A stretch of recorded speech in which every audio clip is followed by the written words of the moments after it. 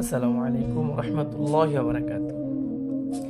অনেকে আমাকে প্রশ্ন করে যে ভাই আপনি কি করেন বা আপনি কি কাজ করেন? ঠিক আছে, এটা আমাকে অনেকে প্রশ্ন করে আপনার আমার আমার পড়াশোনা কতটুকু, এটা আমাকে অনেকে জিজ্ঞাসা করে। আচ্ছা, আজকে আমি এই ভিডিওতে সব বলবো।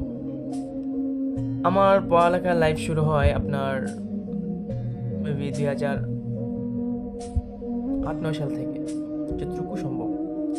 তার আগে হতে পারে, পরে হতে পারে, আসলে আমার মনে নেই। ঠিক আছে, শুরু হয় মাদ্রাসাতুল আজহারিয়া, যে মাদ্রাসাটা আছে এটা অনেক পুরনো মাদ্রাসা। ওখান থেকে আমার মাদ্রাসার লাইফ শুরু হয়।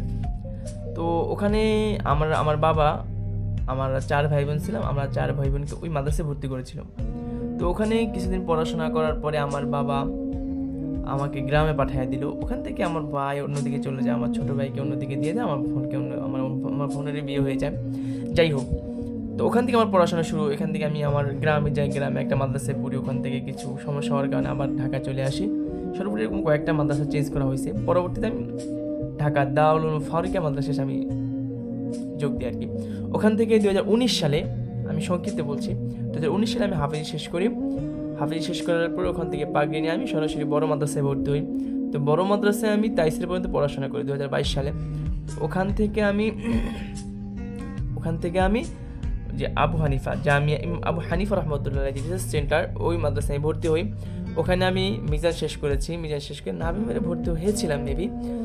তারপরে আর পড়াশোনা করি না। আমি টিউশনি করতাম, তো টিউশনির প্রতি একটু ফোকাস দিয়েছিলাম। তো আলহামদুলিল্লাহ এখন যে পর্যায়ে আমার পেশা হচ্ছে যে আমি একটা স্কুলে জব করতেছি, পাশাপাশি যে নামাজ পড়াচ্ছি, আর কিছু টিউশনি আছে। যে আলহামদুলিল্লাহ যেটাই আছে আমি এটাতে আলহামদুলিল্লাহ খুশি আছি। আল্লাহ তাআলা যে আমাকে এতটুকু এনেছে, আমি যে খেদমত করতে পারতেছি, এটাই আমি শুকরিয়া আদায় করি আলহামদুলিল্লাহ। ঠিক আছে, দোয়া করবেন যাতে করে আল্লাহ তাআলা আরও সফলতার আরও উচ্চ লেভেলে পৌঁছে দেয়। এটা আমি দোয়া করবো সকলের সাথে, সকলের কাছে। ধন্যবাদ। আসসালামু আলাইকুম।